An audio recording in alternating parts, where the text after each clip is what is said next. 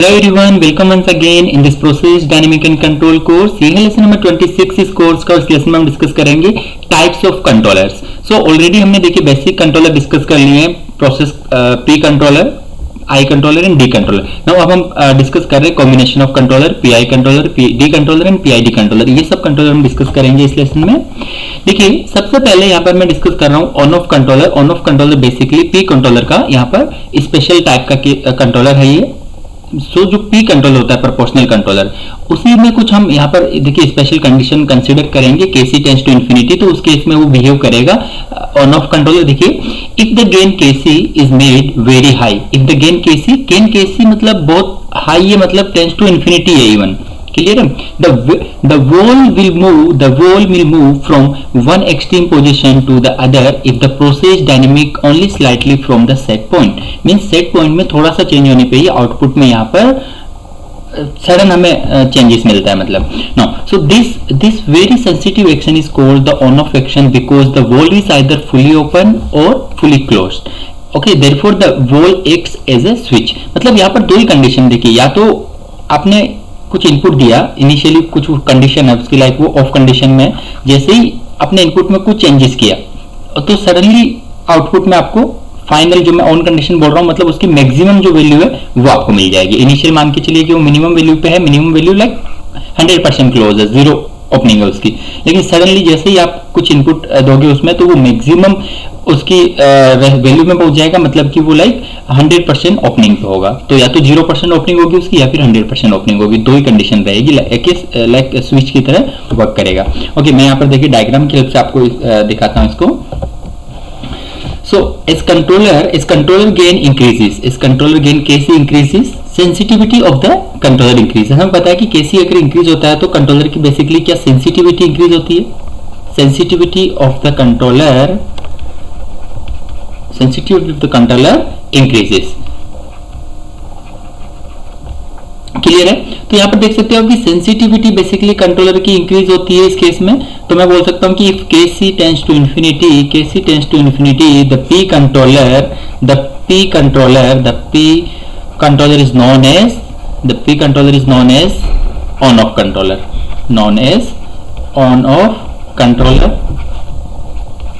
Now यहाँ पर देखिए देख सकते हैं हम, ये basically P versus epsilon out controller output versus, यहाँ पर मैं एरर में ये ड्रॉ कर रहा हूँ, आप इसको CT भी लिख सकते हो बिकॉज कंट्रोलर आउटपुट को बेसिकली हम CT से डिनोट कर रहे थे। तो जो हम P कंट्रोलर के लिए इस तरीके से लिख रहे थे कि हम देखिए एक मैक्सिमम से मिनिमम तक ये हमें रेंज मिलती है, तो ये बेसिकली यहाँ पे मिनिमम वैल्यू रहेगी, यहाँ पर मैक्सिमम वैल्यू रहेगी। लेकिन इसके लिए केस के लिए जब हम देखेंगे तो देखिए या तो हमें एक मिनिमम पॉइंट पे वैल्यू मिलेगी जिसे मैं बोल सकता हूँ कि P मिनिमम, या फिर हमें आउटपुट पे वैल्यू मिलेगी जिसे हम P मैक्सिमम बोलेंगे। तो या तो इस बीच में देखिए हम बोलेंगे KC tends to infinity. KC infinity इसलिए या तो इनिशियल वैल्यू रहेगी, जैसे ही कुछ डिस्टेंस होगा इनपुट में आपको डायरेक्टली फाइनल वैल्यू मिल जाएगा, मतलब कि उसकी मैक्सिमम वैल्यू मिल जाएगी। और सेंसिटिविटी को देखिए हम क्या लिखते हैं, सेंसिटिविटी को KC से आप डिनोट कर सकते हो। और बेसिकली KC क्या होता है, fractional change in output upon fractional change in input. हम लिखते थे change in output upon change in input, तो अगर सेंसिटिविटी टर्म अगर लिखना चाहो आप तो उसको बोल सकते हैं हम fractional change in output upon fractional change in input. तो उस केस में हम उसको बोलेंगे sensitivity fractional change in input. तो ये हो गया स्पेशल केस यहाँ पर P कंट्रोलर का, जिसे हम ऑन ऑफ कंट्रोलर बोल रहे हैं। सो ये देखिए बेसिकली एक्चुअली में ऐसा पॉसिबल नहीं होता, इसलिए हम इसे आइडियल ऑन ऑफ कंट्रोलर बोलते हैं, बिकॉज कुछ तो लाइक हमें मिलता है, ऐसा इतना fast KC tends to infinity जैसा सिस्टम एग्जिस्ट नहीं करता, इसलिए हम इसको आइडियल ऑन ऑफ कंट्रोलर बोल रहे हैं। नाउ अब नेक्स्ट देखिए PI कंट्रोलर। तो PI कंट्रोलर जो है बेसिकली वो किसकी हेल्प से बनता है, प्रोपोर्शनल प्लस इंटीग्रल को अगर हम कंबाइन करें तो इसकी हेल्प से हमें मिलता है PI कंट्रोलर। इसे बेसिकली देखिए रीसेट कंट्रोलर भी बोलते हैं। तो मैं डायरेक्टली लिख रहा हूं इसके लिए यहाँ पर आउटपुट, तो CT कंट्रोलर आउटपुट हम लिख रहे हैं CT इक्वल टू, अब ये देखिए ये जो CS है बेसिकली ये यहाँ पर 22 वैल्यू है इसकी, तो हम नॉर्मली CT इक्वल टू हम लिख रहे थे CT dash equal to CT minus CS लिख रहे थे। क्लियर है? तो ये इसी तरीके से, या फिर आप CT को ct मतलब ct डैश माइनस cs लिख सकते हो, ताकि आप डेविएशन वेरिएबल की तरह इसको आप डिनोट कर सको। तो मैं यहाँ पर लिख रहा हूँ, देखिए ये वाला ct, तो इसको आप ये लिख लीजिए c dash t equal to cs, c dash t equal to cs plus, तो मतलब देखिए अगर मैं कंट्रोलर आउटपुट लिखना चाहूँ तो सबसे पहली वैल्यू तो होगी cs जो कि कंट्रोलर बाइस वैल्यू है। नाउ अब प्रोपोर्शनल कंट्रोलर के लिए देखिए हम लिखते थे, प्रोपोर्शनल कंट्रोलर के लिए हम कंट्रोलर आउटपुट लिखते थे kc इंटू एरर, ये हो गया। तो ये मेरा जो टर्म आया ये प्रोपोर्शनल कंट्रोलर के लिए आया। नाउ अब इंटीग्रल कंट्रोलर के लिए टर्म आएगा। इंटीग्रल कंट्रोलर में हम देखते थे कि 1 upon tau I integration of 0 to t error t, error का बेसिकली हम इंटीग्रेट कर देते हैं और 1 अपॉन टाउ आई मल्टीप्लीकेशन में रहता है। तो ये बेसिकली होता है इंटीग्रल के लिए यहाँ पर कंट्रोलर आउटपुट। लेकिन जब p और i यहाँ पर कंबाइन जब रहेंगे तो ये जो कंट्रोलर गेन है देखिए प्रोपोर्शनल गेन के लिए केसी, वो केसी यहाँ पे भी मल्टीप्लाई रहेगा। यही चेंजेस एक आया बस। डायरेक्टली हम कंट्रोलर आउटपुट लिख रहे हैं, जब हम अगर कंबाइन करके लिखे इनको तो हमें इस तरीके से आउटपुट मिलता है। तो ये मेरी इंपॉर्टेंट इक्वेशन हो गई यहाँ पर ना। अब यहाँ पर देख सकते हैं कि where KC is the proportional gain, KC is the proportional gain, tau I is the integral time, tau I is the integral time constant, इसे हम रीसेट टाइम भी बोलते हैं। इंटीग्रल टाइम कांस्टेंट जो है टाउ आई, उसे बेसिकली हम reset time भी बोलते हैं, इसलिए हम पीआई कंट्रोलर को रीसेट कंट्रोलर भी बोलते हैं, रीसेट टाइम। नाउ इसके बाद हम CS लिख सकते हैं। तो CS बेसिकली क्या है, कंट्रोलर बाइस वैल्यू है, जिसको मैंने प्रोपोर्शनल कंट्रोलर के लिए अच्छे से समझा था कि किसी भी कंट्रोलर में अगर एरर की value, error epsilon t equal to 0 है तो उस केस में हमें कंट्रोलर आउटपुट जो है वो मिलता है c dash t equal to CS। Clear है ये तीनों टर्म यहाँ पर। नाउ फॉर पीआई कंट्रोलर, अब देखिए यहाँ पर अगर पीआई कंट्रोलर के लिए हम देखें तो for PI controller KC tau I and KC tau I, हाँ केसी है एक तो टर्म, एक टाउ आई है, मतलब दो पैरामीटर हमारे पास है प्रोपोर्शनल इंटीग्रल कंट्रोलर को डिफाइन करने के लिए, केसी एंड टाउ आई। तो केसी तो कॉमन हम बोल सकते हैं कि टाउ आई एक यहाँ पर एक्स्ट्रा, मतलब अगर प्रोपोर्शनल कंट्रोलर में देखें तो सिर्फ केसी होता था, है ना, एक ही पैरामीटर। तो अगर पीआई की बात करें तो यहाँ पर एक एक्स्ट्रा पैरामीटर आ गया टाउ आई यहाँ पर। तो KC and tau I are the two adjustable parameter if we can not tolerate. अब यहाँ पर एक इंपॉर्टेंट नोट है, लाइक हमारे पास में कोई ऐसा प्रोसेस है जहां पर हम बिल्कुल भी ऑफसेट जो है बेसिकली, या एरर बोल सकता हूं मैं, एरर हम बिल्कुल भी टॉलरेट नहीं कर सकते हैं, उस केस में बेसिकली हम यूज करेंगे पीआई कंट्रोलर। जहां पर इफ वी कैन नॉट, मैं यहां पर लिख देता हूं इसको, if we can not tolerate, we can not tolerate any residual error,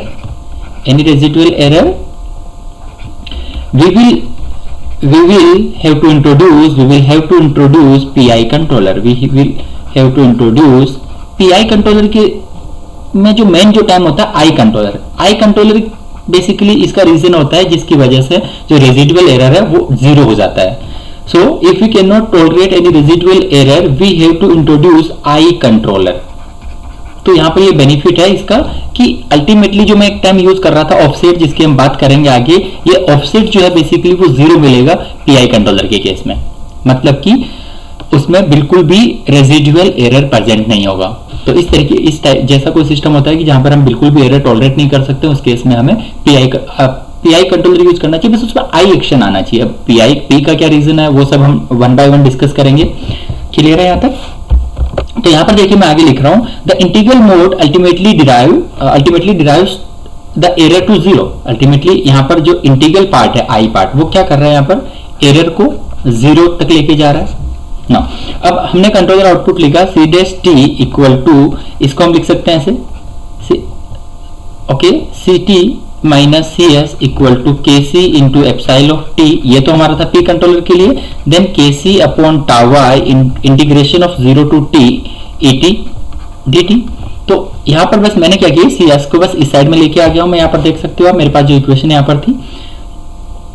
तो अब यहां पर देखिए, इसको आप सी डैश टी अगर लिख रहे हैं हम कि ये बेसिकली हो गया, देखिए C T equal to C dash T minus C S, तो ये एस मेरा उस साइड चला गया था, तो यहां पर ये टर्म में यूज कर रहा था, तो इसको आप सी टी से डिनोट कर दीजिए। Okay, C T capital C T equal to C dash T minus C S. तो ये बस डेविएशन वेरिएबल लिखा हुआ है मैंने। तो अब हम क्या करेंगे, यहां पर जो सी डैश टी है मेरा सी ऑफ टी, उसके लिए मैं क्या करूंगा, यहाँ पर लाप्लास ट्रांसफॉर्म ले लूंगा, taking Laplace transform, because ultimately मुझे कैलकुलेट करना है यहाँ पर transfer function. So taking Laplace transform C of T है वो सी ऑफ एस में कन्वर्ट हो जाएगा, equal to K C constant है, और एरर जो है बेसिकली वो ई डैश टी जो है वो ई एस में कन्वर्ट हो जाएगा, plus K C upon tau I into error C of T है वो सी ऑफ एस में कन्वर्ट हो जाएगा, और इंटीग्रेशन के लिए हम लाप्लास लिखते हैं तो वन अपॉन एस यहाँ पर आता है सिंगल इंटीग्रेशन के लिए। तो अब देखिए यहाँ पर हम लिख सकते हैं केसी कॉमन लेंगे, केसी कॉमन ले लेंगे यहाँ पर, तो रिमेनिंग टर्म रहेगी 1 plus 1 upon tau Y into S, 1 plus 1 upon tau Y into S, multiply में यहाँ पर रहेगा एप्सिलॉन ऑफ एस। तो अल्टीमेटली हमें यहाँ पर देखिए कंट्रोलर ट्रांसफर फंक्शन मिल गया पीआई कंट्रोलर के लिए, controller output upon input controller का जो है वो एरर रहेगा equal to K C into 1 plus 1 upon tau I into S. तो ये अल्टीमेटली मुझे मिल गया transfer function for PI controller. तो ये इंपॉर्टेंट इक्वेशन हो गई यहाँ पर, ये हो गया transfer function for PI controller. Clear है तक ना? अब देखिए हम क्या करने वाले हैं, हम डिराइव कर रहे हैं यहाँ पर फॉर स्टेप चेंज, हम कंसीडर कर रहे हैं कि जो एरर है बेसिकली एरर हमारे पास में है वो स्टेप चेंज है। तो स्टेप चेंज टाइप का हमारे पास में एरर है यूनिट मैग्नीट्यूड का, यूनिट मैग्नीट्यूड।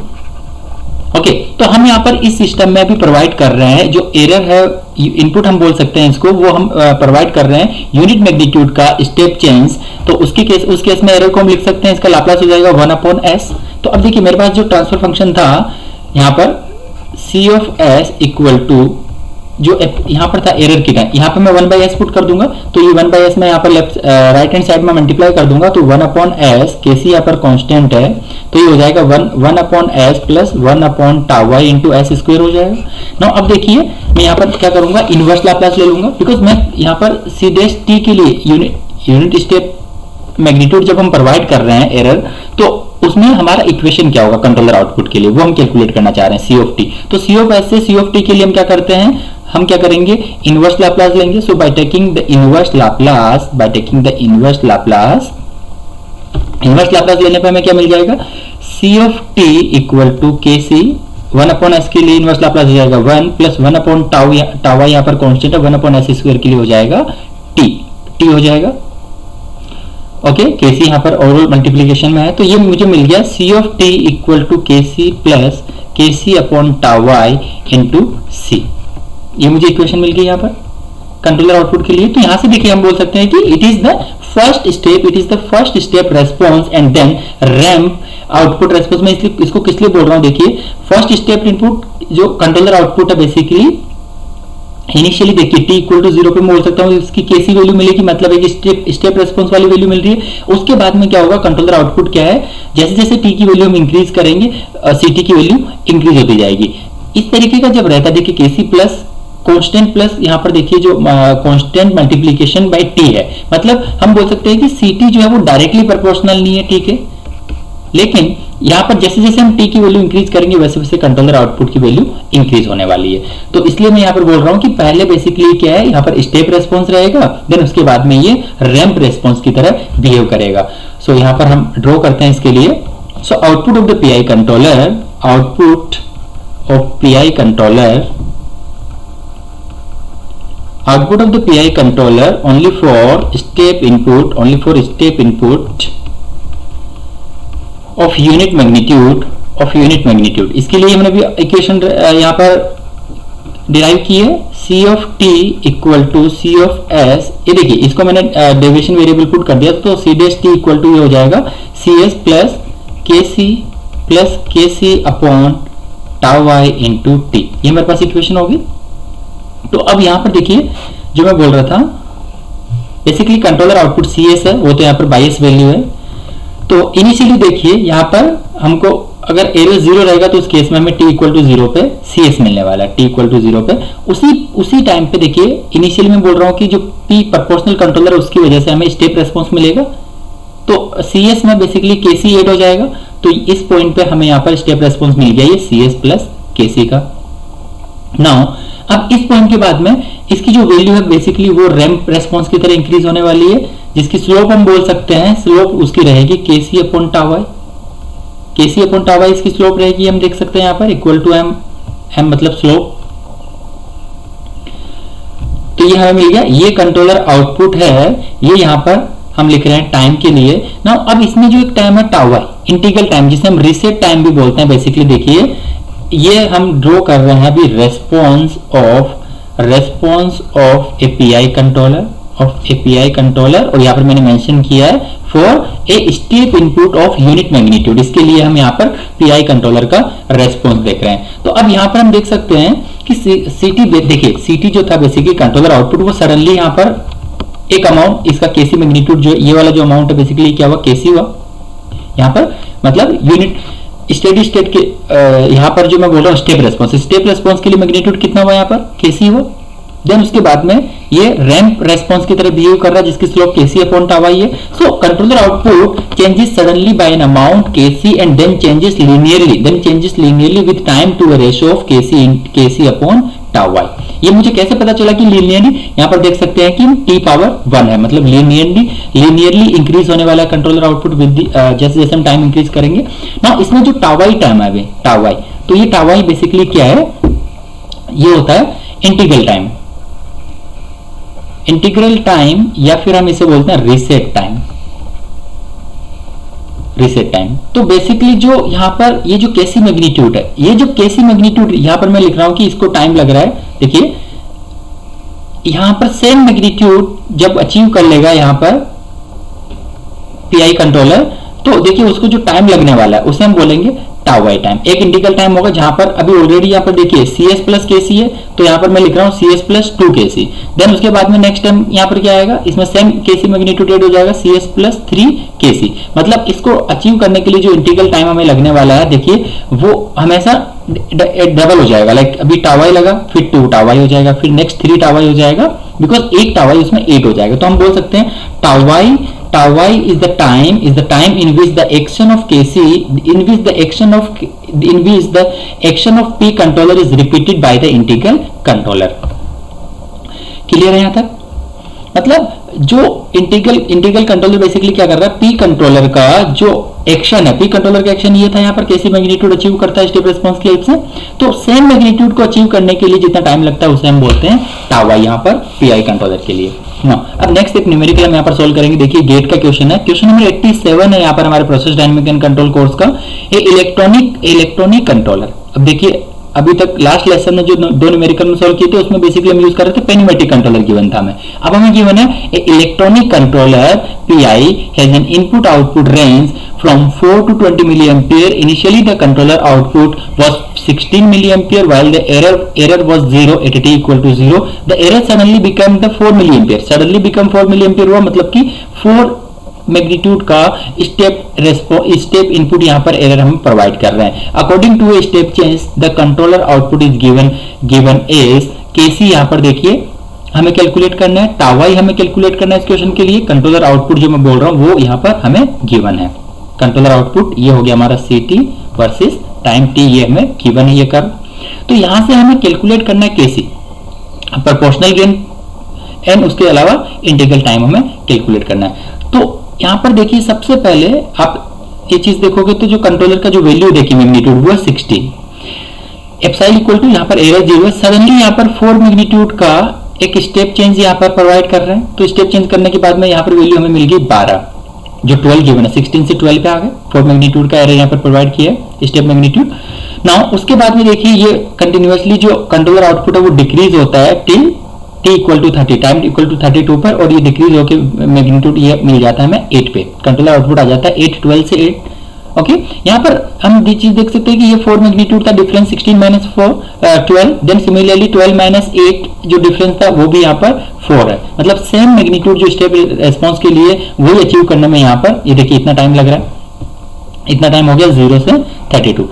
ये सिंपल बेसिक चीज बता रहा हूँ। देखिए हम डायरेक्टली इस क्वेश्चन को कैसे सोल्व करते हैं, डिफरेंट तरीके। सबसे पहले तो पीआई कंट्रोलर के लिए हमें यहाँ पर लिखना है transfer function. So controller output upon error equal to KC into 1 plus T by tau Y, ये हमारा हो गया कंट्रोलर आउटपुट। क्लियर है यहाँ तक? सो हम यहाँ पर इसका लाप्लास ट्रांसफॉर्म हम अभी इक्वेशन की टर्म में लिख रहे हैं, इसका लाप्लास ट्रांसफॉर्म हम लिखते हैं तो हमें मिलता है basically K C equal to 1 plus 1 upon tau Y into S, ये हमें कंट्रोलर आउटपुट मिलता था। लेकिन यहां पर देखिए मैंने लिखा है जो अल्टीमेटली हमें इक्वेशन मिली थी यहां पर controller output C of T upon error equal to K C into 1 plus T by tau Y, ये मैंने लिख लिया। नाउ अब देखिए हम इस क्वेश्चन को किस तरीके से सोल्व करेंगे। तो यहां पर हमें पता है कि जो एरर है बेसिकली ये एरर सडनली चेंज होके सडनली बिकम 4 मिली एम्पियर हो जाता है ये। तो यहां से मुझे मिल गया कि जो मैग्नीट्यूड है बेसिकली वो 4 मिली एम्पियर हो गया मेरा। नाउ अब यहां पर इस क्वेश्चन में देखिए इसका मैग्नीट्यूड, ये यूनिट स्टेप नहीं है, इसका मैग्नीट्यूड हमें गिवन है एरर का, वो 4 मैग्नीट्यूड हमें गिवन है। मतलब मैं अगर यहाँ पर एप्सिलॉन एरर लिखा रहने देता हूं तो ये जो मैग्नीट्यूड हम इधर मल्टीप्लाई कर देंगे एम के सी हो जाएगा। मतलब ये जो पहला टाइम है अभी M K C equal to यहाँ पर एम के सी इससे मल्टीप्लाई हो जाएगा, इसके बाद में M K C into T by tau Y. मतलब जो पहला जो स्टेप होगा एम के सी वो बेसिकली हमारा मैग्नीट्यूड होगा यहाँ पर एरर के लिए। तो हम यहाँ पर क्वेश्चन से देख सकते हैं कि 4 मैग्नीट्यूड का यहाँ पर चेंजेस हो रहा है, टी इक्वल टू 0 पे 4 मैग्नीट्यूड का चेंजेस हो रहा है। मतलब मैं ऐसे बोल सकता हूँ कि M K C equal to 4, और ये जो 4 था ये एरर मैग्नीट्यूड में गिवन है कि ये 4 का प्रोवाइड कर रहे हैं। सो 4 इंटू 4 मैग्नीट्यूड का यहाँ पर स्टेप रेस्पॉन्स प्रोवाइड कर रहे हैं। तो ये हो गया 4 इंटू के सी इक्वल टू 4। तो यहां से मैं लिख सकता हूं कि के सी इज इक्वल टू 1, ये मेरा पहला आंसर है। ये डिफरेंट तरीके से हम सोल्व कर सकते हैं, हम और भी देखेंगे। अब हमें कैलकुलेट करना है टाउ वाई। तो बेसिकली टाउ वाई क्या होता है, देखिए tau Y is the time in which the action of P controller is repeated, the action of P controller is repeated by I controller, उसको हम बोलते हैं यहाँ पर टाउ वाई। तो यहाँ पर देखिए नेक्स्ट 4 मिलियन, यहाँ पर 4 ये जो एम के सी था ये 4 मिलियन पे यहाँ पर अचीव करने के लिए इसको टाइम जितना लगने वाला है आई कंट्रोलर की हेल्प से वो बेसिकली हो जाएगा टाउ आई। तो यहाँ पर 12 से 8 मतलब 4 मैग्नीट्यूड अचीव करने के लिए इसको 0 से यहाँ पर देखिए टाइम 32, यहाँ पर 0 से 32 सेकेंड इसको लग रहा है। मतलब डायरेक्टली मैं ऐसे कमेंट कर सकता हूँ tau I is equal to 32 second. ये मेरा आंसर हो गया। मुझे केसी और टाउ आई कैलकुलेट करना, तो ये मैंने कैसे कमेंट किया, वाया ग्राफ हमें गिवन था, उस ग्राफ को देख के मैं कमेंट कर पा रहा हूँ कि जो टाउ आई है बेसिकली वो यहाँ पर 32 सेकेंड होगा। अब और दूसरा तरीका एक देखिए इसको सोल्व करने के लिए, यहां पर जो हमने केसी इक्वल टू 1 निकाला है, हम क्या करते हैं proper C dash T equal to equation लिखते हैं KC equal to 1 plus T by tau I. तो अब मैंने ये इक्वेशन देखिए, ये हमने किसके लिए कैलकुलेट की थी, यूनिट स्टेप के लिए ये कैलकुलेट की थी हमने, यूनिट स्टेप मैग्नीट्यूड का अगर हम एरर प्रोवाइड कर रहे हैं तो अगर इसका यहाँ पर हमें एरर गिवन है, मैग्नीट्यूड गिवन है 4 मिली एम्पियर, मतलब बोल सकते हैं m इक्वल टू 4 गिवन है, तो यहाँ पर अल्टीमेटली m केसी आने वाला है जब 4 मैग्नीट्यूड, अगर मैग्नीट्यूड m1 था उसके लिए वो इक्वेशन हमने ड्राइव की थी तो m हमने 4 यहाँ पर पुट कर दिया। So C dash T equal to ये बन गया केसी, m जो है उसको मैं अंदर मल्टीप्लाई कर देता हूँ, सो 4 प्लस 4t अपॉन टाउ आई, ये इक्वेशन मुझे मिल गई ना। अब देखिए स्टेप चेंज यहाँ पर गिवन है हमें, step change in error at T equal to 0 पे स्टेप चेंज प्रोवाइड कर रहे हैं हम एरर पे।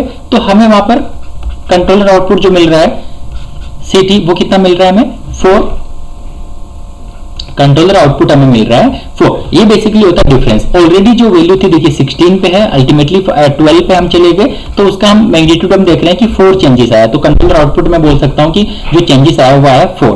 तो ये हो गया, देखिए यहाँ पर सी डैश टी में पुट कर रहा हूँ 4 इक्वल टू केसी में कैलकुलेट करना है, so 4 plus 4 into T by tau I. अब ये हम किस वैल्यू पे देख रहे हैं, ये t इक्वल टू 0 पे, तो ये वैल्यू मेरी 0 हो जाएगी। तो यहाँ से मुझे मिलेगा 4 इंटू के सी इंटू 4, सो यहाँ से भी अल्टीमेटली मुझे क्या मिलेगा के सी इक्वल टू 1। नाउ ये सेकंड तरीका हो गया पर केसी कैलकुलेट करने का। अब सिमिलरली जो टाउ आई हमने कैलकुलेट किया है वो उसको भी आप प्रॉपर वे से सोल्व कर सकते हो। देखिए प्रॉपर वे से हम कैसे सोल्व करेंगे, इक्वेशन है हमारे पास में C T equal to C S, okay हम यहाँ पर जो इक्वेशन हम लिख रहे थे C S equal to C dash T minus C S लिख रहे थे, तो ये मेरा हो गया सी बेसिकली, है ना। नाउ सिमिलरली ये इक्वेशन हो जाएगा C dash T equal to C S plus K C 4 plus 4 into T by tau, ये इक्वेशन होगी मेरे पास। सो अब देखिए एट टी इक्वल टू, अब हमें कैलकुलेट कहाँ पे कर रहे हैं, at T equal to 32, at T equal to 32 पे हम controller output at T equal to 32 पे हम चेक कर सकते हैं कि यहाँ पर मैग्नीट्यूड जो वो 8 है। So eight T equal to 32 controller output C dash T equal to 8 है हमारे पास में। एंड यहाँ पर देखिए ये बेसिकली ये जो वैल्यू मैं पुट कर रहा हूँ ये सी ऑफ टी होगा। तो सी ऑफ टी बेसिकली क्या होता है, C of T C dash T minus C S, 22 value इसमें से सब्ट्रैक्ट करेंगे तो हमें ये 8 मिल जाएगा। तो अब यहाँ पर मैं पुट कर सकता हूँ कंट्रोलर आउटपुट मेरे पास में है 8 इक्वल टू के सी हमने अभी कैलकुलेट किया यहाँ पर 1, सो 1 मैंने पुट कर दिया 1 इंटू 4 प्लस 4 टी बाई टावाई।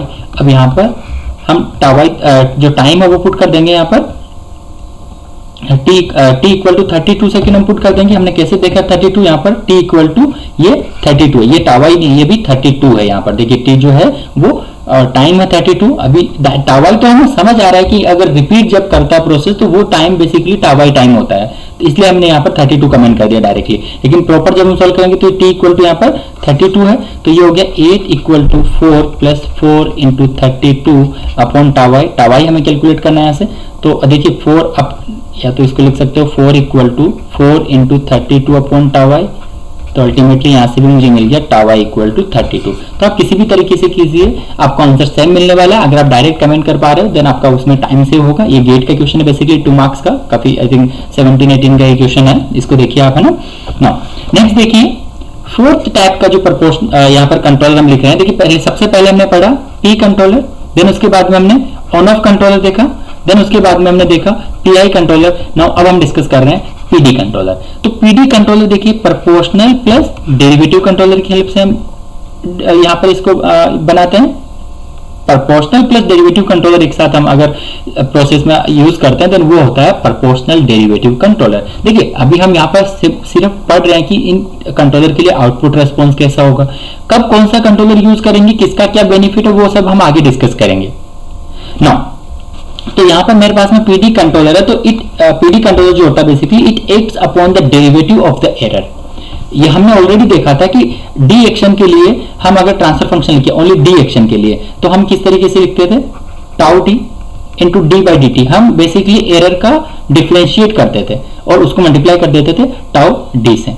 तो हमको यहाँ पर हमें मिल जाता था डी कंट्रोलर के लिए कंट्रोलर आउटपुट, और पी कंट्रोलर के लिए तो हमें पता है केसी होता है। तो इन दोनों की हेल्प से हम लिख सकते हैं यहाँ पर कंट्रोलर आउटपुट।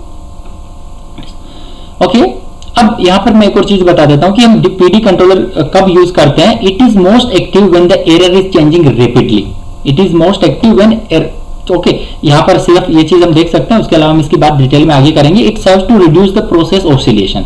सो बेसिकली पीडी कंट्रोलर जो होता है ये क्या करता है, रिड्यूस द प्रोसेस ऑसिलेशन।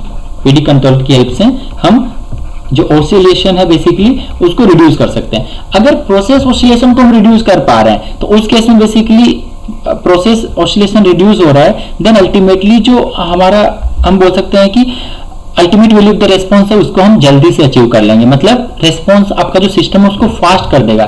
कौन सा एक्शन इसका, डी एक्शन। ये जो डी एक्शन है बेसिकली ये यहाँ पर रेस्पॉन्स को फास्ट करेगा। क्लियर है यहाँ तक। जैसे मतलब पीआई कंट्रोलर के लिए हम देखा कि जो आई एक्शन था उसकी वजह से ऑफसेट 0 होने वाला है। देन यहाँ पर डेरिवेटिव कंट्रोलर की वजह से प्रोसेस ऑसिलेशन डिक्रीज होगा। अगर ऑसिलेशन डिक्रीज होगा तो मैं बोल सकता हूं कि जो कंट्रोलर का जो एक्शन है बेसिकली वो फास्ट हो जाएगा, तो ultimate value of the response हम जल्दी से अचीव कर लेंगे ना। तो अब हम यहाँ पर लिख रहे हैं controller output C of T equal to C S plus K C into error. तो ये मेरा टाइम आ गया पी कंट्रोलर के लिए। नाउ अब हम लिख रहे हैं पर के सी, देखिए ये बिकॉज हम यहाँ पर दोनों को कंबाइन लिख रहे हैं इसलिए केसी प्रोसेस गेन से मल्टीप्लाई करना पड़ेगा, ये एक्स्ट्रा टाइम रहेगी। रिमेनिंग टाइम डी कंट्रोलर के लिए जो हम लिखते थे tau D into D by D T of error. तो ये हमने डायरेक्टली लिख दिया यहाँ पर प्रोपोर्शनल डेरिवेटिव कंट्रोलर के लिए यहाँ पर controller output where KC is the same proportional gain.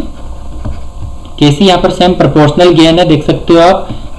Then यहाँ पर टाउ डी आया, तो टाउ डी बेसिकली क्या है, डेरिवेटिव टाइम है। डी कंट्रोलर के लिए भी हम उसको ये लिखते थे, और यहाँ पर भी पीडी कंट्रोलर में भी बेसिकली ये डेरिवेटिव टाइम कांस्टेंट ही होगा, डेरिवेटिव टाइम, जिसे हम मिनट में या सेकंड में टाइम यूनिट रहेगा इसका। And CS same controller bias value, controller bias हम इसे बोलते हैं, या फिर हम इसको बोल सकते हैं बायस वैल्यू।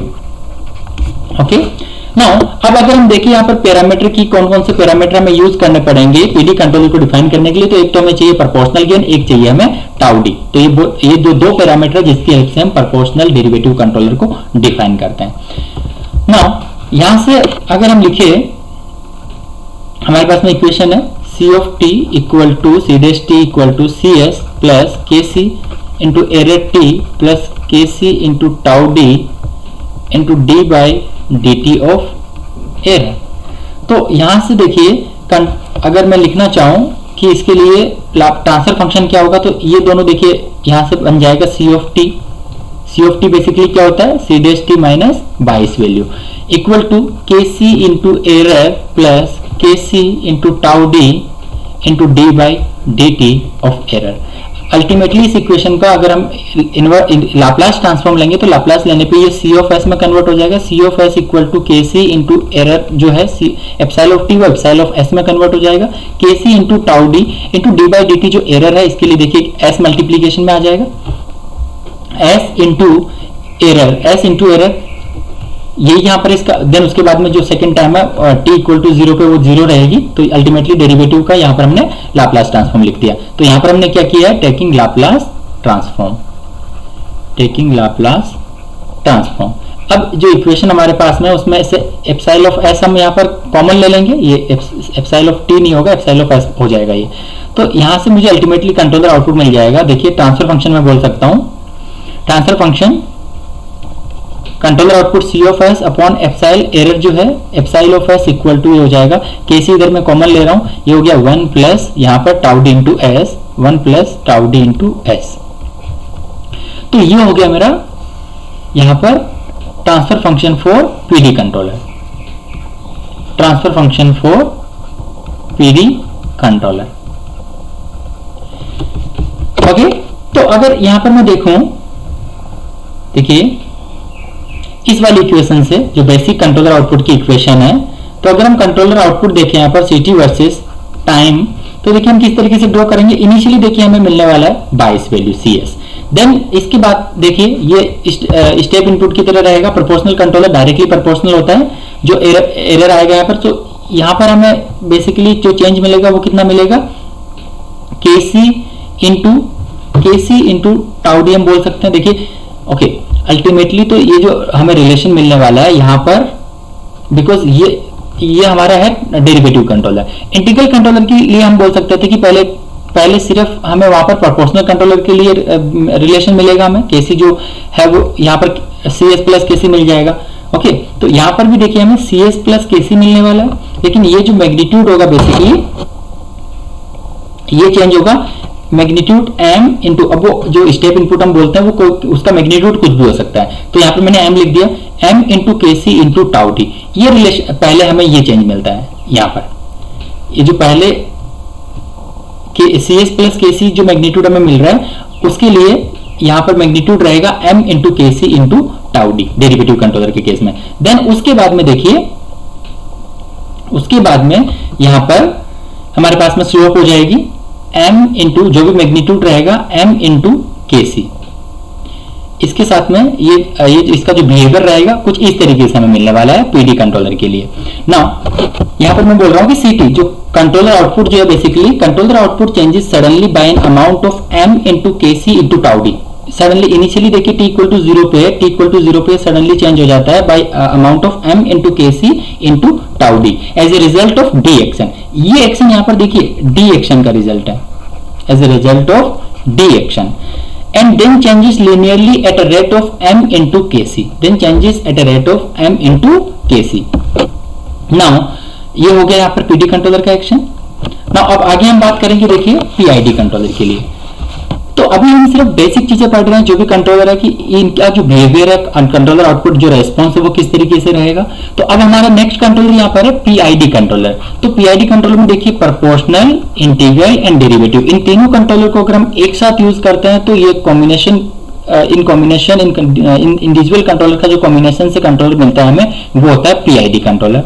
तो पीआईडी कंट्रोलर के लिए देखिए अब हम यहाँ पर कंट्रोलर आउटपुट लिख रहे हैं C dash T equal to C S plus सबसे पहली term K C into epsilon of T, ये आ गया प्रोपोर्शनल कंट्रोलर के लिए कंट्रोलर आउटपुट, प्लस केसी हम देखिए यहाँ पर, बिकॉज ये जो केसी बेसिकली इंटीग्रल में भी मल्टीप्लाई होगा, यहाँ पर इसका प्रोसेस गेन केसी और डेरिवेटिव में भी मल्टीप्लाई होगा। तो KC upon tau I integration from 0 to T epsilon T D T, ये हो गया हमारा डेरिवेटिव इंटीग्रल कंट्रोलर के लिए, plus KC into tau D plus KC into tau D D by D T of epsilon T, ये हमारा action हो गया डेरिवेटिव कंट्रोलर के लिए। तो ये कंप्लीट इक्वेशन मिल गई मुझे कंट्रोलर आउटपुट पीआईडी कंट्रोलर के लिए। तो पीआईडी कंट्रोलर में देखिए अभी जो केसी टाइम है वो हमने इनिशियली देखा, कंट्रोलर गेन है पी प्रोपोर्शनल कंट्रोलर के लिए, तो यहां पर भी कंट्रोलर गेन रहेगा। टाउ आई जो है बेसिकली वो इंटीग्रल टाइम है, देन जो टाउ डी है वो बेसिकली डेरिवेटिव टाइम है ना। अब जो इक्वेशन है देखिए उसका हम यहां पर लाप्लास ट्रांसफॉर्म लेंगे। So by taking Laplace transform, तो लाप्लास ट्रांसफॉर्म में ये सीधे टी माइनस सी एस है, इसको हम पुट कर देंगे C S. So okay C of T, तो सी ऑफ टी बेसिकली किस में कन्वर्ट हो जाएगा, सी ऑफ एस में कन्वर्ट हो जाएगा। के C into epsilon S T है वो एप्सिलॉन ऑफ एस में कन्वर्ट हो जाएगा, plus K C upon tau I constant time है, और इंटीग्रेशन के लिए यहाँ पर 1 अपॉन एस आ जाएगा Laplace, plus K C into tau D, and इसके लिए डेरिवेटिव जो है फर्स्ट डेरिवेटिव उसके लिए यहाँ पर लाप्लास ट्रांसफॉर्म हो जाएगा S into epsilon of S minus 0 आएगा, तो उसको मैं नहीं लिख रहा हूँ यहाँ पर। यहाँ से मैं लिख सकता हूँ transfer function C S upon error epsilon S, ये मेरा बेसिकली ट्रांसफर फंक्शन हो गया। इसको मैं लिख सकता हूँ ये हो जाएगा 1 अपॉन, सॉरी यहाँ पर है केसी में कॉमन ले लूंगा, ये हो जाएगा केसी, सेम कॉमन लेने पे मुझे मिलेगा 1 plus KC upon tau I into S plus KC into tau D into S, और केसी हमने यहाँ पर कॉमन लिया है। ओके मैं नेक्स्ट पेज में इसको लिखता हूँ। यहाँ पर मुझे कंट्रोलर आउटपुट मिल गया G of S equal to controller output C of S upon epsilon S equal to KC हमने कॉमन ले लिया, तो फर्स्ट टर्म तो हो गई 1, सेकंड टर्म हो गई 1 upon tau I into S, and third term हो जाएगी टाउ डी इंटू एस। ये इंपॉर्टेंट है। तो जो भी मैंने यहाँ पर controller pi controller, PD controller and PID controller के लिए यहाँ पर ट्रांसफर फंक्शन लिखा, ये इंपॉर्टेंट है। गेट पॉइंट ऑफ व्यू से डायरेक्टली 1 मार्क्स का क्वेश्चन काफी बार आपको पूछा जाता है, डायरेक्टली कंट्रोलर का आउटपुट आपको पूछता है। नाउ तो ये हो गया मेरा पीआईडी कंट्रोलर के लिए transfer function for PID controller. Now the response for ramp input, अब यहां पर हम कंपेयर करना चाहते हैं, देखिए पीआई कंट्रोलर और पीआईडी कंट्रोलर को हम यहां पर कंपेयर करना चाहते हैं। The response for ramp input of unit magnitude for pi and PID controller compare, okay हम इनको कंपेयर करना चाहते हैं कि पीआई कंट्रोलर और पीआईडी कंट्रोलर में क्या चेंजेस आया है। हम दोनों के लिए कॉमन लिख रहे हैं, जो इनपुट हम प्रोवाइड कर रहे हैं बेसिकली वो रैंप इनपुट प्रोवाइड हम कर रहे हैं। तो रैंप इनपुट के लिए इनपुट बेसिकली क्या होगा, एरर में ही तो हम रैंप इनपुट प्रोवाइड करेंगे। तो यहां पर मैं बोल सकता हूं कि पीआई कंट्रोलर में एरर जो एप्सिलॉन, अगर एरर एप्सिलॉन ऑफ टी में लिखूं तो वो हो गया टी, और इसका लाप्लास में अगर लिखूंगा तो वो हो जाएगा 1 अपॉन एस स्क्वायर। ये हम यूज कर रहे हैं पीआई एंड पीआईडी कंट्रोलर में।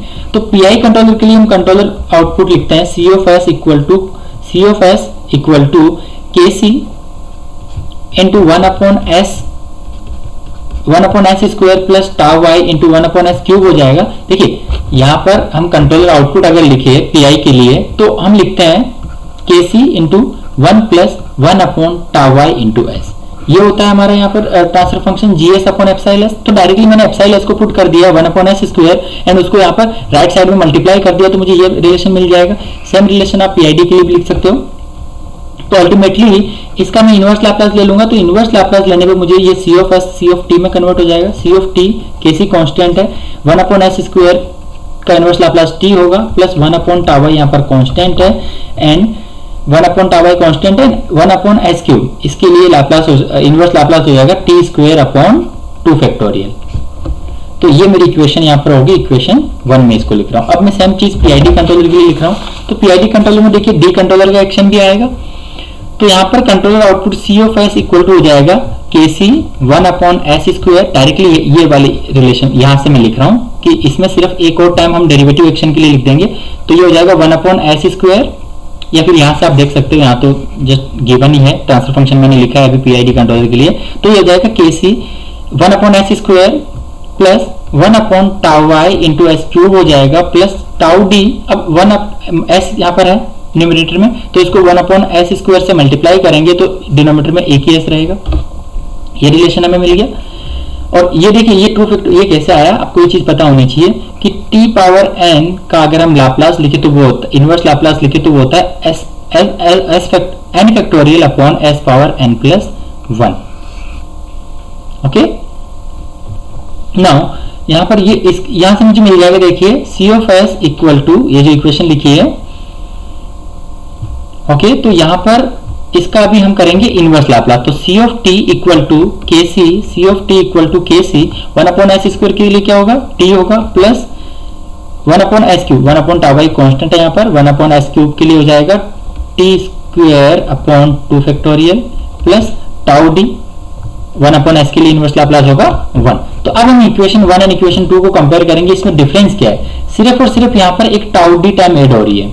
और ये टाउ डी टाइम क्यों आई है, बिकॉज यहाँ पर पीआईडी कंट्रोलर में डी एक्शन भी प्रेजेंट होता है। तो अगर मैं पीआई और पीआईडी कंट्रोलर को रैंप इनपुट के लिए कंपेयर करूं तो यहाँ पर केवल डी एक्शन ऐड हो रहा है। अगर इनका ट्रांसफर फंक्शन हम ड्रॉ करें, कंट्रोलर आउटपुट, कंट्रोलर रेस्पॉन्स हम देखें, ये पीआई के लिए है और ये पीआईडी के लिए। तो हम यहाँ पर ड्रॉ करना चाहते हैं इनका कंट्रोलर आउटपुट जो आ रहा है, रेस्पॉन्स जो आ रहा है इनका पीआईडी कंट्रोलर के लिए हमें मिला C of T equal to K C T plus t² upon 2 into tau I plus tau D, एक एक्स्ट्रा टाइम आ जाती है। ओके, सो देखिए इनका अगर आप रेस्पॉन्स देखोगे तो सेम मिलेगा आपको। सो नेचर जो इनका रेस्पॉन्स का जो नेचर रहेगा वो सेम रहेगा पीआई एंड पीआईडी कंट्रोलर के लिए। देखिए कुछ इस तरीके से मिलेगा, इनिशियली लीनियर रहेगा, कंट्रोलर आउटपुट इनिशियली हम बोल सकते हैं कि लीनियर, यहाँ पर केसी इंटू टी है, देन उसके बाद में KC into t² upon 2 into tau I, मतलब ये जो कंट्रोलर आउटपुट है वो t² के प्रोपोर्शनल, डायरेक्टली प्रोपोर्शनली, लेकिन हम बोल सकते हैं कि यहाँ पर t², तो t² का मतलब हुआ कि वो पैराबोलिक। तो इनिशियली जो कंट्रोलर आउटपुट रहेगा वो t इक्वल टू 0 पे मैं लिखूं अगर पीआई कंट्रोलर के लिए, तो ये हो गया मेरा इनिशियली बिहेवियर इस तरीके से होगा, उसके बाद में कुछ पैराबोलिक बिहेवियर होगा। तो ये हमारा हो गया पीआई कंट्रोलर के लिए रेस्पॉन्स। कंट्रोलर आउटपुट ये होगा सी ऑफ टी वर्सेस टाइम में हम यहाँ पर ड्रॉ कर रहे हैं। तो इस सेम नेचर रहेगा पीआईडी के लिए, लेकिन डिफरेंस जो होगा कि कंट्रोलर जो आउटपुट है वो टाउ डी से शिफ्ट हो जाएगा, यहाँ पर केसी इंटू टाउ डी से,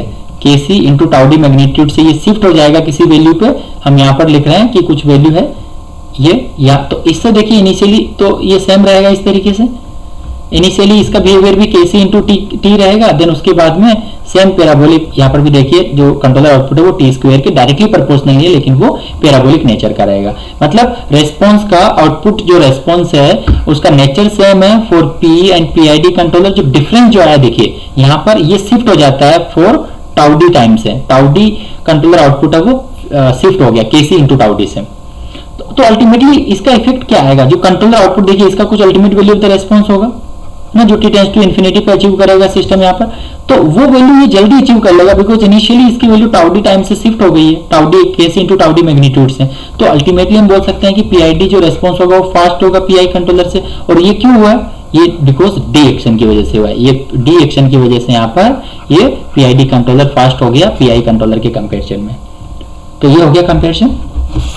नाउ अब नेक्स्ट देखिए इंपॉर्टेंट टाइम। सो बेसिक हमने कॉम्बिनेशन जो थे वो सभी डिस्कस कर लिए भी। नाउ नेक्स्ट हमारा टॉपिक यहाँ पर है closed loop characteristic of A controller. तो यहाँ पर दो प्रॉपर्टी हम डिस्कस करेंगे, फर्स्ट रहेगा ऑर्डर एंड सेकंड रहेगा ऑफसेट। तो ऑफसेट काफी इंपॉर्टेंट है from GATE point of view से, हर साल आपको 2 मार्क्स का क्वेश्चन यहाँ से मिल जाएगा। प्रोसेस डायनेमिक एंड कंट्रोल में ऑफसेट से क्वेश्चन पूछा जाता है हर बार। तो पहला देखिए ऑर्डर, आपको सबसे पहले तो क्लोज लूप कैरेक्टरिस्टिक की हम बात कर रहे हैं। तो क्लोज लूप कैरेक्टरिस्टिक का मतलब क्या होता है हम यहाँ पर देखिए आगे बात करेंगे, ट्रांसफर फंक्शन ही बेसिकली मतलब होता है उसका। तो मैं यहाँ पर एक टर्म बात कर रहा हूँ पहली है order of the close loop. तो order of the close loop का मतलब है, जैसे हम फर्स्ट ऑर्डर सिस्टम डिफाइन करते हैं कि डिनोमिनेटर की हम डिनोमिनेटर में जो इक्वेशन है उस इक्वेशन की हम एस की पावर देखते हैं, मैक्सिमम जो पावर है वही बेसिकली ऑर्डर होता है उस ट्रांसफर फंक्शन का। तो सिमिलरली यहाँ पर भी वही हम करेंगे, order of the close loop by writing the close loop transfer function. हम सबसे पहले ट्रांसफर फंक्शन लिखेंगे एंड उसका एनालाइज करेंगे डिनोमिनेटर में जो वैल्यू रहेगी एस की पावर, हाईएस्ट एस पावर जो रहेगी उसे हम बोलेंगे उस सिस्टम का ऑर्डर। तो देखिए एस पावर 1 हुआ तो फर्स्ट ऑर्डर सिस्टम होगा, एस पावर 2 हुआ तो सेकंड ऑर्डर सिस्टम होगा, एस पावर 3 हुआ, लेकिन इन जनरल हमारा सिस्टम जो रहेगा वो या तो फर्स्ट ऑर्डर रहेगा या फिर सेकंड ऑर्डर रहेगा, जनरली मैं बोल रहा हूं। अब नेक्स्ट इंपॉर्टेंट टाइम है, देखिए ऑफसेट। ऑफसेट का मीनिंग क्या होता है? Steady state error.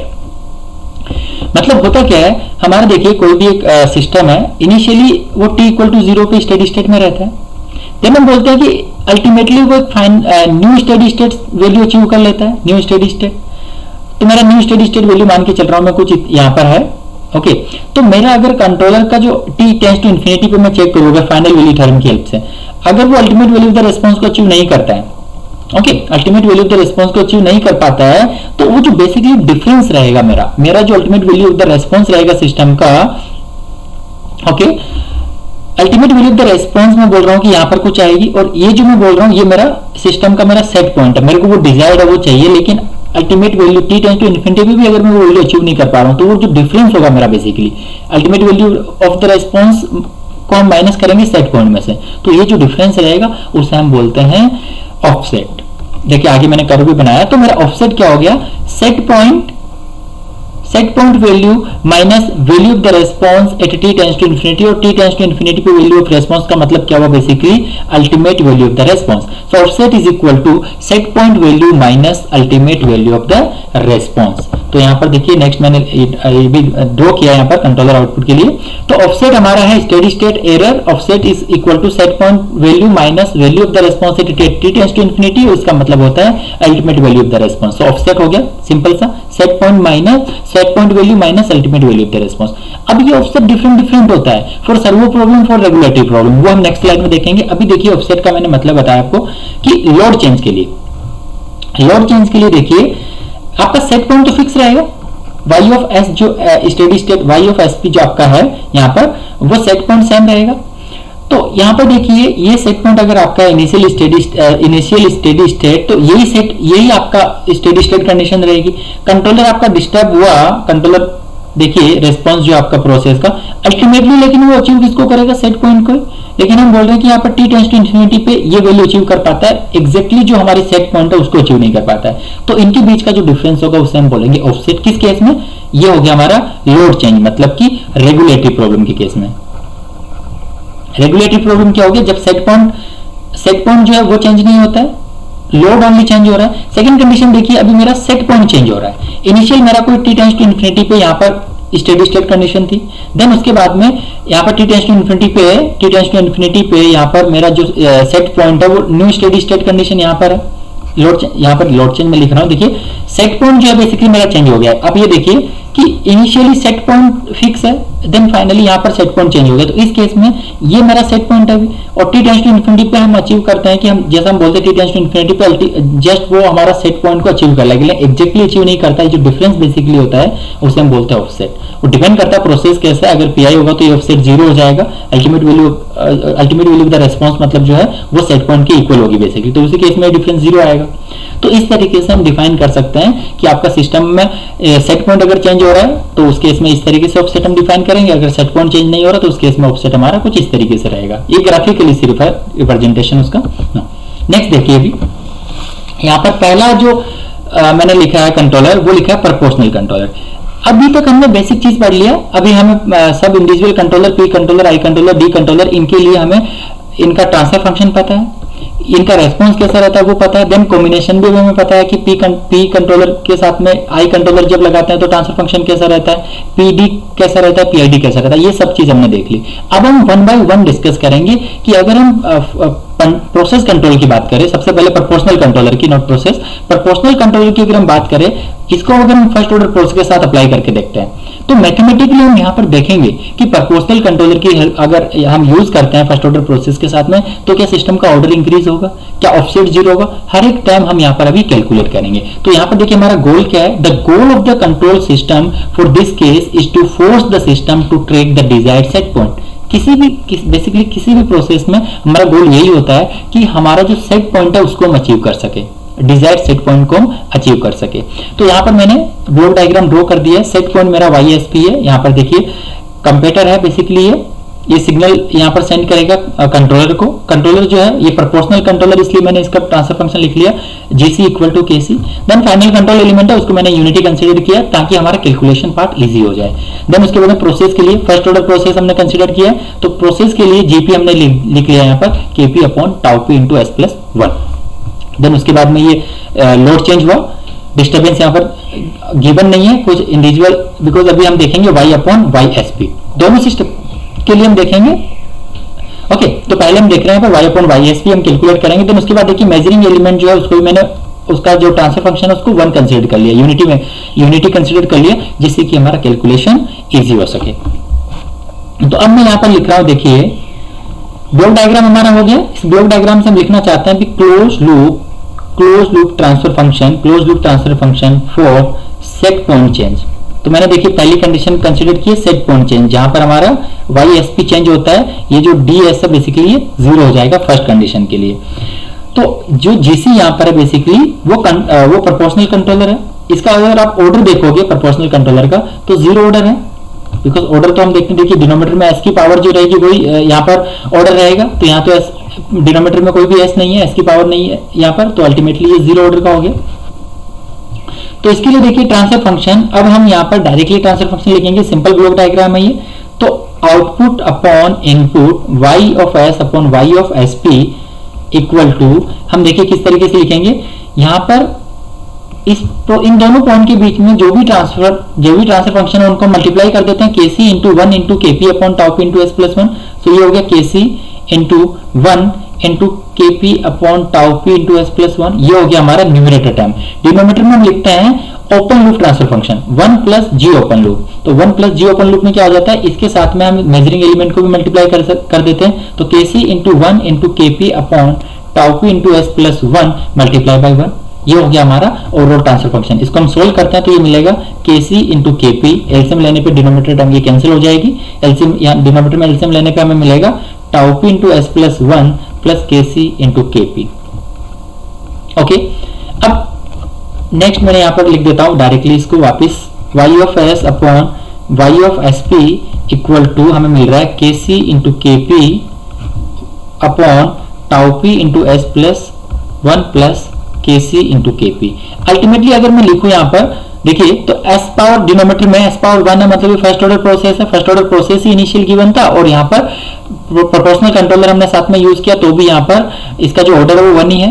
तो अब हम इसको देखिए स्टैंडर्ड ट्रांसफर फंक्शन लिखते हैं फर्स्ट ऑर्डर सिस्टम का, Y of S upon X of S तो इक्वल टू हो जाता है ये KP upon tau P into S+1। इनको हम डेस की हेल्प से लिखते हैं कि KP डेस अपॉन टाउ P डेस इंटू S+1। तो यहाँ पर ये जो न्यूमरेटर टर्म है बेसिकली वो KP डेस हो जाएगा। डिनोमिनेटर में देखिए, ओके अभी नहीं, डिनोमिनेटर पहले हमें +1 वाली फॉर्म में बनाना, लेकिन यहाँ तो constant 1 plus KC into KP है, तो डिनोमिनेटर में से देखिए हम कॉमन ले लेते हैं 1 प्लस KC इंटू KP। तो यहाँ पर ये हो जाएगा KC into KP 1 plus KC into KP upon tau P into tau P upon 1 plus KC into KP into S डेस, ओके इंटू S पावर 1 लिखा था ये मैंने, बेसिकली ऐसे ही है इंटू S+1। ये हो गया, ये हमें कंट्रोलर ट्रांसफर फंक्शन मिल गया। देखिए Y of S upon Y of SP equal to KC into KP upon 1 plus KC into KP upon tau P upon 1 plus KC into KP multiply by S+1। तो यहाँ से ये जो numerator में जो time है बेसिकली वो क्या हो गया, KP डेस हो गया प्रोसेस गेन, और डिनोमिनेटर में जो S का कोफिशिएंट है ये हो गया मेरा टाउ P डेस। टाउ P डेस मतलब ओवरऑल यहाँ पर प्रोसेस के लिए ये मेरा हो गया टाइम कांस्टेंट, और ये हो गया प्रोसेस गेन। तो यहाँ पर मैं लिख सकता हूं वेयर के डेस, इसको केपी डेस लिख सकते हो, के डेस लिख सकते हो, केपी डेस equal to KC, because KP term यहाँ पर यूज कर रहे हैं इसलिए सिंपल इसको के डेस हम यूज करते हैं। के डेस equal to KC into KP upon 1 plus KC into KP. Similarly यहाँ पर हम लिख सकते हैं टाउ डेस, तो टाउ डेस हो जाएगा tau P upon 1 plus KC into KP. Because ये अब यहाँ पर देखिए हम यहाँ पर कंपेयर करना चाहते हैं, तो ये केस डेस एंड टाउ डेस सब टाइम इंपॉर्टेंट है। यहाँ पर पहला तो हमने देखा कि ऑर्डर बेसिकली है वो चेंज नहीं हुआ है। ये मेरा हो गया transfer function y of s upon y of s p equal to k डेस अपॉन टाउ डेस इंटू s प्लस 1। ये मेरा ट्रांसफर फंक्शन आ गया। मतलब पहली चीज तो कि जो ऑर्डर है बेसिकली वो चेंज नहीं हुआ है। So order of close loop 1 है, यहाँ पर अभी भी ऑर्डर 1 है, मतलब कि फर्स्ट ऑर्डर प्रोसेस है, ये अभी भी फर्स्ट ऑर्डर प्रोसेस है। ओके, सो ऑर्डर सेम रहा है, ये चीज हमने एनालाइज कर लिया। यहाँ पर प्रोपोर्शनल कंट्रोलर अगर हम किसी सिस्टम के साथ यूज करते हैं तो उस सिस्टम के ऑर्डर पे कुछ भी इंपैक्ट नहीं पड़ेगा। मतलब सिस्टम, हम बोलते हैं कि अगर ऑर्डर इंक्रीज हो जाए तो सिस्टम हमारा स्लगिश हो जाता है, सिस्टम का मतलब जो रेस्पॉन्स होता है बेसिकली वो स्लो हो जाता है, लेकिन ऐसा कुछ भी नहीं होगा यहाँ पर। देन सेकंड देखिए, यहाँ पर जो केडेस है ये बेसिकली प्रोसेस गेन है सिस्टम का। इस प्रोसेस गेन को हम देखते हैं कि इनिशियली प्रोसेस गेन अगर फर्स्ट ऑर्डर प्रोसेस के लिए देखे तो वो केपी था, लेकिन अभी क्या मिल गया हमें, KC into KP upon 1 plus KC into KP. तो अल्टीमेटली ये डिवाइड हो रहा है, देखिए 1 plus KC into KP term से, तो ये डिक्रीज हुआ है। जो केसी है बेसिकली नेट गेन हम बोल सकते हैं, इसे हम नेट गेन बोल रहे हैं, नेट प्रोसेस गेन, एंड ये हुआ net time constant. So net gain जो मेरा बेसिकली है वो डिक्रीज हुआ है, नेट गेन सिस्टम का वो डिक्रीज हुआ है। नाउ नेक्स्ट देखिए टाइम कांस्टेंट, ये मेरा नेट टाइम कांस्टेंट है, नेट टाइम पीरियड हम इसे बोल सकते हैं। तो नेट टाइम पीरियड जो बेसिकली है, पहले इनिशियली आप देख सकते हो यहाँ पर टाउपी था, अभी क्या हो गया tau P upon 1 plus KC into KP. तो ये मैं लिख देता हूँ फर्स्ट पॉइंट, ये सेकंड पॉइंट, और यहाँ पर थर्ड पॉइंट। हम देखें कि नेट टाइम पीरियड जो है बेसिकली वो भी डिक्रीज हुआ है, ये भी डिक्रीज हुआ है, हम लिख सकते हैं यहाँ से।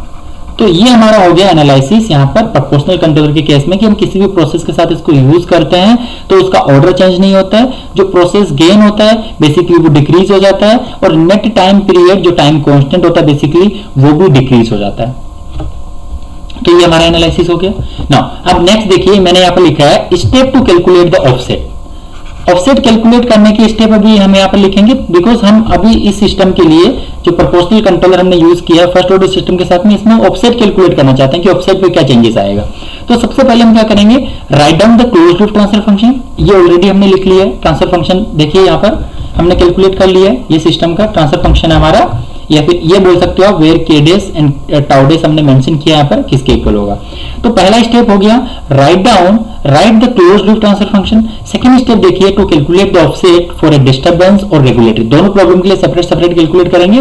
To calculate the offset for a disturbance और a regulatory problem we will write the y of s upon d of s, and for regulatory problem के लिए हम लिखेंगे y of s upon d of s transfer function, and servo problem के लिए हम लिखेंगे y of s upon y of sp। Now, third step है identify what kind of change is given in the input. Input में किस type का यहाँ पर हमें डिस्टर्बेंस गिवन है उसको आइडेंटिफाई करना। लाइक मोस्टली हमें स्टेप गिवन रहता है या फिर रैंप गिवन रहता है, पल्स हो सकता है, साइनसोडियल हो सकता है। तो हमें इनपुट में किस तरीके का चेंज गिवन है वो हमें आइडेंटिफाई करना है। एंड फोर्थ स्टेप होगा ये आइडेंटिफाई करना इंपॉर्टेंट है स्टेप, मोस्टली तो आपको 99% यहाँ पर गिवन रहेगा स्टेप चेंज। स्टेप चेंज में इंपॉर्टेंट होता है कि उसका मैग्नीट्यूड आपको देखना है, मैग्नीट्यूड बहुत इंपॉर्टेंट है, वो हम मिस नहीं कर सकते हैं। स्टेप चेंज अगर गिवन है तो उसका मैग्नीट्यूड काफी इंपॉर्टेंट रहेगा।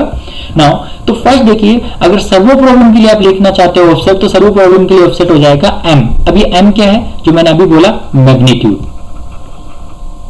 मैग्नीट्यूड अगर आपको स्टेप रेस्पॉन्स दिया है तो उसका मैग्नीट्यूड इंपॉर्टेंट हो जाएगा। ये नहीं कह रहा कि स्टेप ही रहेगा, लेकिन मोस्टली केसेस में तो आपको स्टेप रेस्पॉन्स ही रहेगा, तो उस केस में उसका बस मैग्नीट्यूड आप देखिए।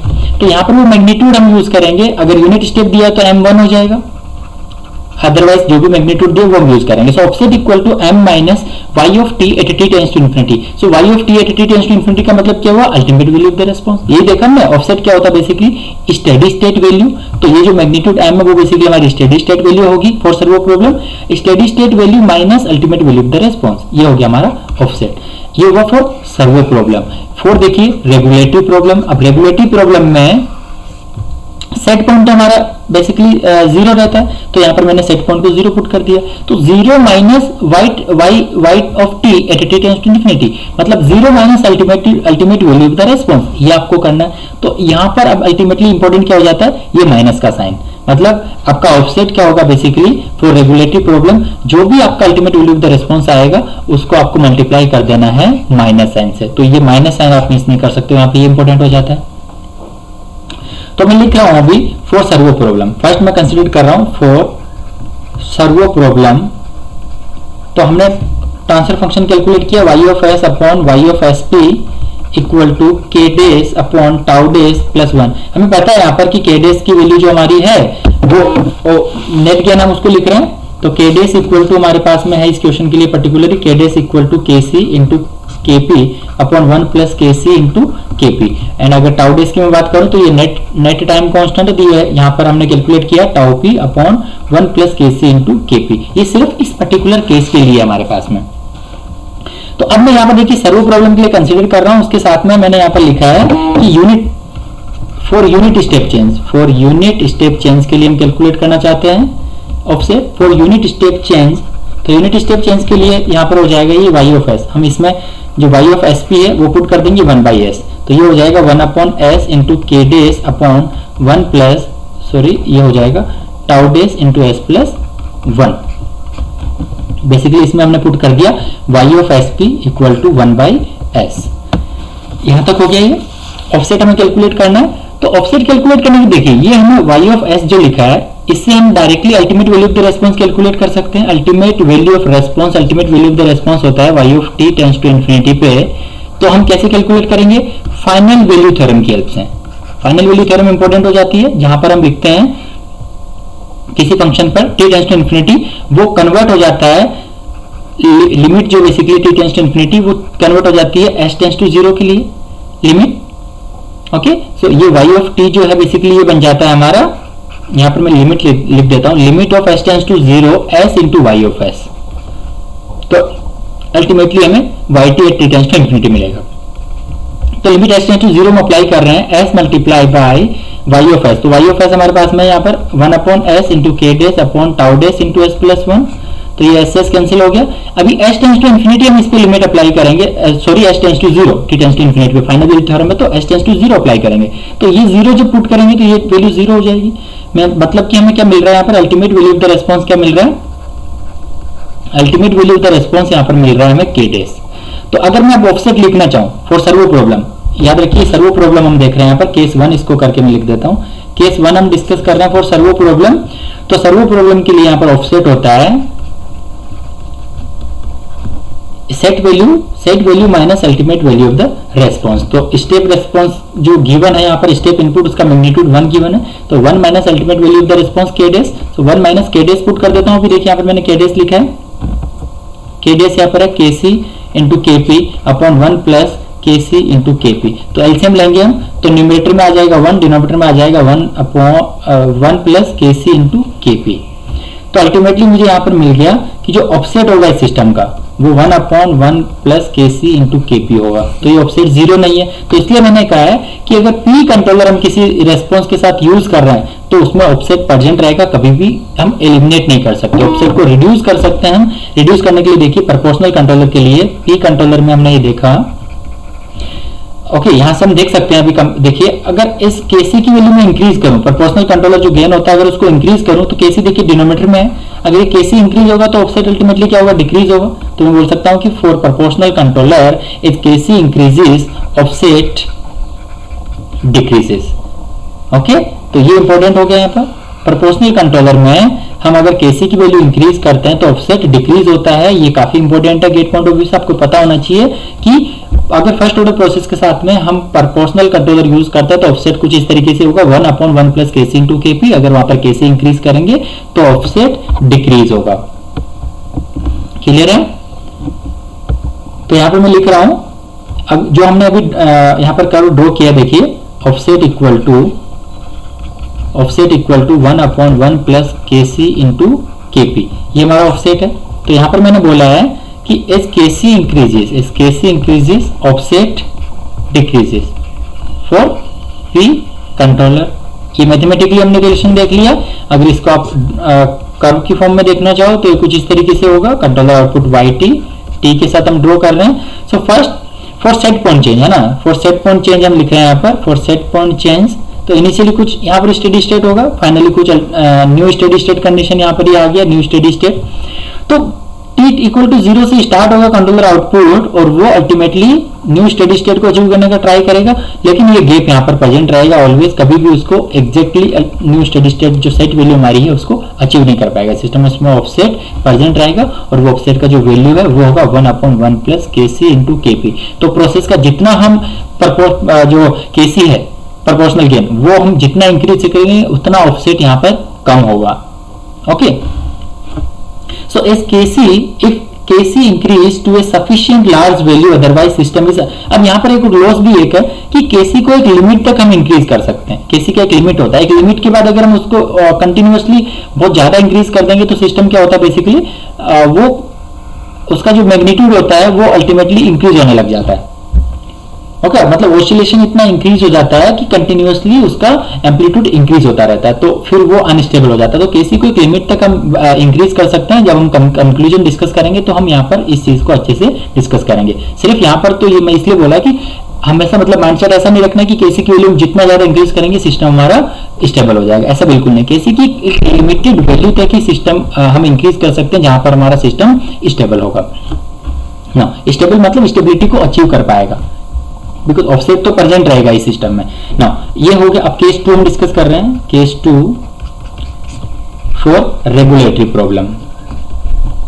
फॉर रेगुलेटरी प्रॉब्लम के लिए हम चेक करना चाहते हैं अभी। ओके, रेगुलेटरी प्रॉब्लम के लिए भी हम यहाँ पर डिराइव करते हैं। तो देखिए सबसे पहले रेगुलेटरी प्रॉब्लम में क्या होगा, y ऑफ एस पी तो 0 होगा, तो हमें कुछ एक ट्रांसफर फंक्शन कंसीडर करना पड़ेगा डिस्टर्बेंस के लिए। सो डी ऑफ एस जो है वो मैं ओके डी ऑफ एस के लिए एक ट्रांसफर फंक्शन में कंसीडर कर रहा हूँ 1/tau इंटू एस प्लस 1। मतलब हम ऐसा लिखते थे जब ब्लॉक डायग्राम लिखते थे, यहाँ पर देखिए जो मैंने डायग्राम ड्रॉ किया है उस पर हम वापस आते हैं। यहाँ पर एक ट्रांसफर फंक्शन में कंसीडर कर रहा हूँ कि गिवन है 1/tau इंटू एस प्लस 1 और ये मेरा यहाँ पर डिस्टर्बेंस के लिए रेंडम मैंने कंसीडर कर लिया फर्स्ट ऑर्डर का ही।